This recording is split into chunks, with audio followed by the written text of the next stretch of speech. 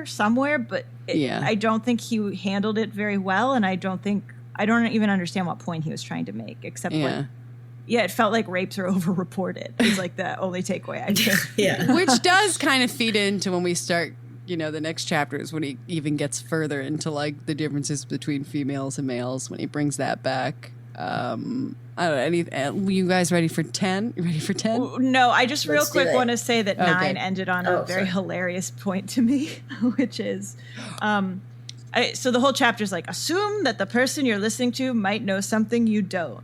And for this reason, the priestess at the Oracle of Delphi in ancient Greece spoke so highly of Socrates.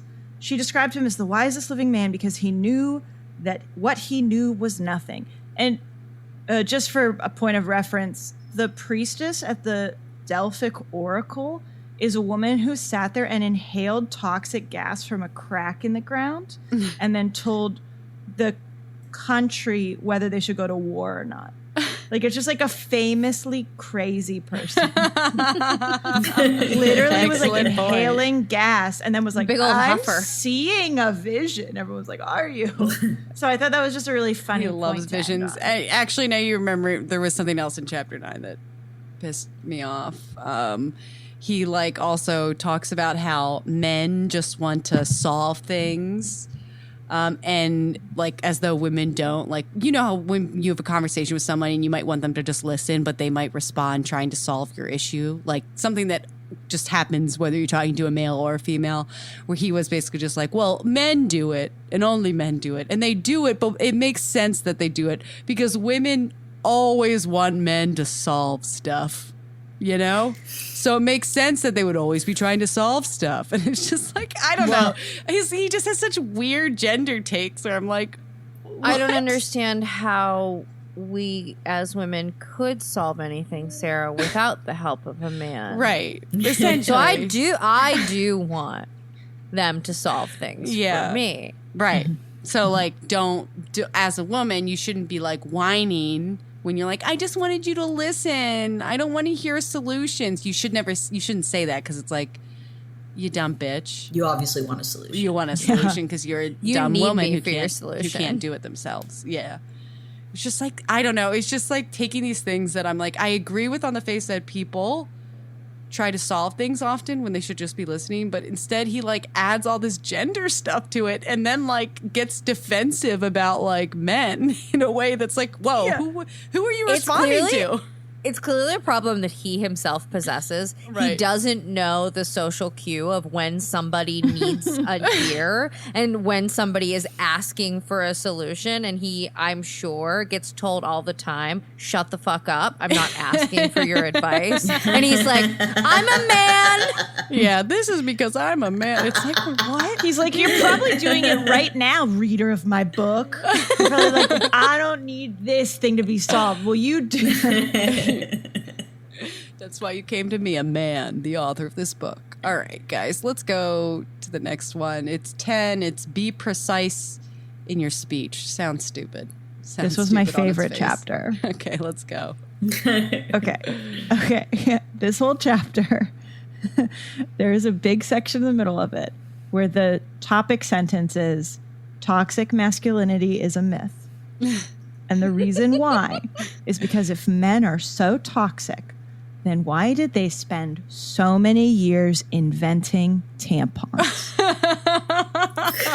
If men hate women that much, then why do they devote all these years of research to Tampax? Huh? Yeah. Answer that, ladies. They clearly love you and respect you. It's so... Put this in there. It's such a weird thing, like as though one guy does something good and that means that well, also all it's like guys are good? because I don't understand. Women were pushed out of STEM for so long. Somebody had to invent them. And it's like a money-making product. Right. It's not like Oh yes, the beneficial to altruistic women. Mr. Tampax. Yeah. But his real point was like, well, everyone says it's because they want to make money, but come on, guys. Like this guy in India spent so much time trying to, make pads.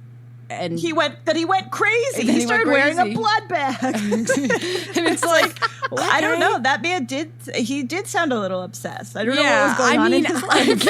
I'm like, it's not that you can't try to make money and have good motives, but that doesn't mean toxic masculinity doesn't exist. That doesn't mean that there's not like a structure. It doesn't cancel out like structures that exist in society that might help make men more toxic. It's like saying a dog Lassie saves Timmy, therefore dog attacks don't happen. Yeah. Right. It's so true. Oh my God. Yeah. You think dogs are dangerous? Then how the fuck do you explain Lassie? Oh my God. Okay, yeah. They feel like different things. Okay. I can't. I appreciate tampons. Sure. Thank you, men. Is that what they wanted? Yeah. All these men, they're just like, they need to hear thank you from us. Although now that women are in STEM and doing engineering and things like that, they're making better tampons. Yeah, there you go. Mm-hmm. That's true. Right. And he also talks about patriarchy, how it's like not a big deal. He's like, well, European culture has only been dominant for 400 years, so take that. Like, and it's like, I just don't know what the point he was making ever. Like, nothing he said really proved, like, that toxic masculinity didn't exist or that there wasn't a patriarchy. I think his point goes back to the rule. Be precise in your speech. Oh, God. What was the other one? Oh, chloroform for delivering babies. So patriarchy doesn't exist. There's so many. Oh, my God. This is really stupid, but it just reminded me of something. The tampon conversation, which was that when do you all know the story of when Sally Ride went to space on the space shuttle? Oh yeah. And NASA was like, it was like they were like, all right, you're gonna be there for a week. How many tampons? Not even a week. 6 days. 6 days. Would 200 be the right number? She's like, that would not be the right number. It's like they sell them in what? They also tied them all together. Really? They tied them all together, so it was just like a banana bundle, but of 100 tampons. It just really made me laugh. We made you a super tampon. Have a good time in space. I think she was like, that would be the right number, and they were like, is it too few? Yeah, they were like 500. You need 500 tampons.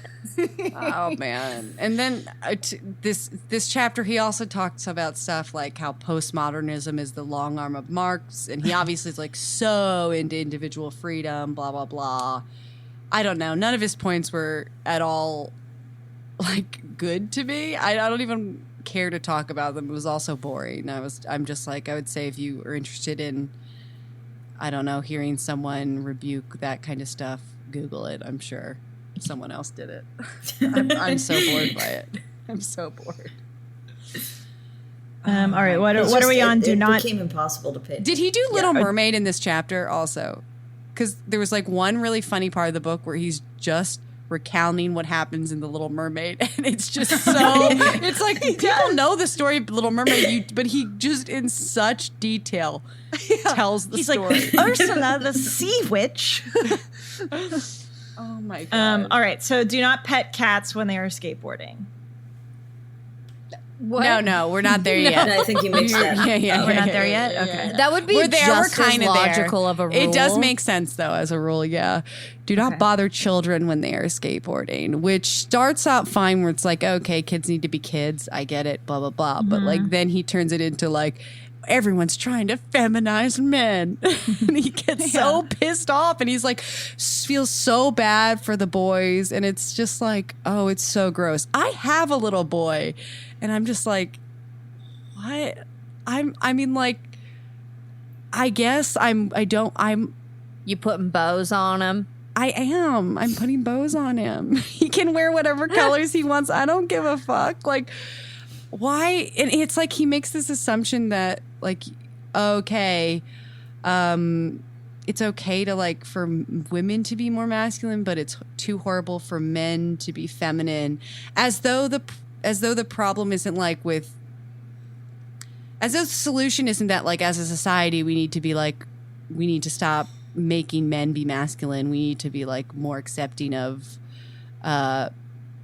men crying and all that stuff. But that's not the issue. The issue is just that like men shouldn't cry. Or it was just such a weird take. The real issue, I think, his point is that women and everything about them sucks.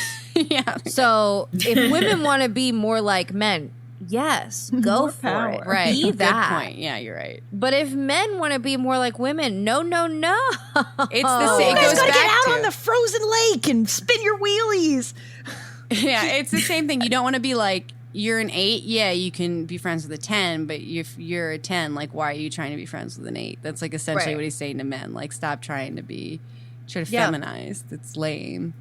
When the boys were spinning donuts, they're testing the limits of their cars, their ability as drivers, and their capacity for control in an out-of-control situation.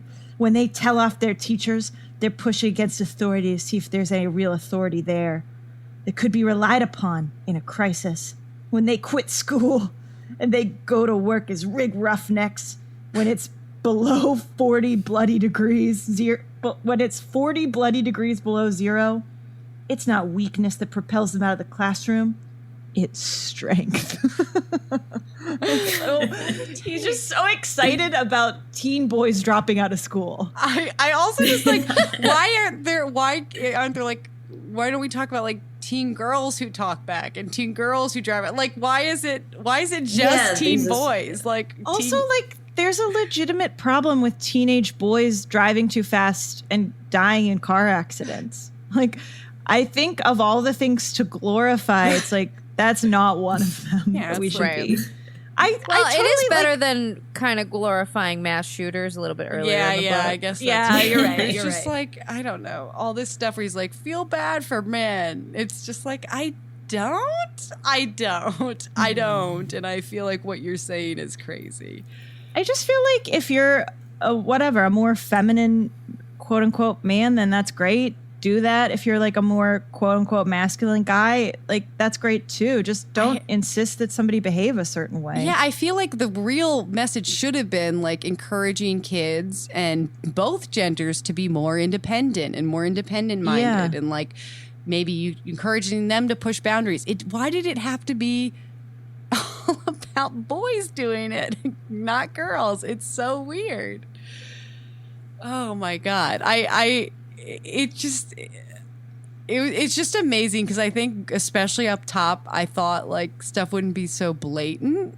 I thought it was just like, oh, it's more subtly annoying, or like he talks a lot and he sounds like an old man, but it's like, no, it's more than that. He's got like really shitty points of view. And it makes me really sad that so many people read this book and are like, yes, this is going to help me. Oh, it's so bad. Oh, and this is also a Simpsons reference. It was Nelson Muntz. Must have skipped this part. He was really I couldn't speed up my audiobook, so I just had to skip huge chunks. Okay, yeah, he was talking a lot about Nelson Muntz and how like he's like a really good guy, and like the Simpsons knew that because he was like a bully. Essentially, just like why bullies are good. I don't know. It was also a weird point. It was a weird point. I don't know. Maybe in the later weird Simpsons seasons, they turned Nelson into a good guy. Yeah, I think he likes that. That's not. He's a one-dimensional character meant to be a bully. I mean, maybe he's a bully in a show. Yeah. It's his archetype. All right, guys, let's go. 12. Pet a cat. Wait, what the fuck is it? Oh, somebody pet a cat. Just pet a cat. Pet a cat. Pet a cat. Pet a cat when you encounter it on the street. Right? Okay. Yeah. Somebody changed the rule in our document, so somebody changed the rule. Yeah. I think it was probably Jonna, if I had to guess. I thought. Was it Clara? No, hell no. I'm here on my phone. I can't possibly type. All right. Whatever. Clara? Yeah, so he says pet a cat, but then he starts talking about dogs for a while, which is fair. I did feel called out because he was kind of like, he said that like dog people would be like less interested if they started with talking about cats. So he started with cats, then went to dogs, and then he was going to go back to cats. And I was like, you know what? Okay, that is a fair point because I did feel biased. I don't like it. Yeah, but Just he was change talking